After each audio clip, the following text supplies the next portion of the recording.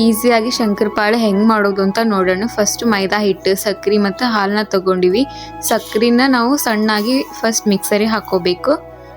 ಅದಾದಮೇಲೆ ಮೈದಾ ಹಿಟ್ಟು ಜೊತೆ ಸಕ್ಕರೆ ಮಿಕ್ಸರ್ ಮಾಡ್ಕೊಂಡಿದ್ದ ಅದನ್ನ ಆ್ಯಡ್ ಮಾಡಬೇಕು. ಆ್ಯಡ್ ಮಾಡಿ ಹಾಲನ್ನ ಚೂರ ಹಾಕೋತ ನಾವು ಮಿಕ್ಸ್ ಮಾಡ್ಕೋಬೇಕು. ಆಮೇಲೆ ತುಪ್ಪನ ಆ್ಯಡ್ ಮಾಡಿದ್ದೀವಿ ಟೇಸ್ಟಿಗೆ. ಇದನ್ನು ಹುಳಿ ಹಾಕೋಬೇಕು. ಇದನ್ನ ಚಪಾತಿ ಥರ ಲಟ್ಟಿಸಿ ಅದಾದಮೇಲೆ ನಮ್ಗೆ ಯಾವ ಶೇಪ್ ಬೇಕೋ ಆ ಶೇಪ್ ಒಳಗೆ ಇದನ್ನು ನಾವು ಕಟ್ ಮಾಡ್ಕೋಬೇಕು. ಆಮೇಲೆ ಕಡಾಗಿ ಒಳಗೆ ಎಣ್ಣೆ ಕಾಯಕ್ಕಿಟ್ಟು ಇವನ್ನ ಒಂದೊಂದಾಗಿ ಬಿಡಿಸಿ ನಾವು ಎಣ್ಣೆ ಒಳಗೆ ಕರಿಬೇಕು.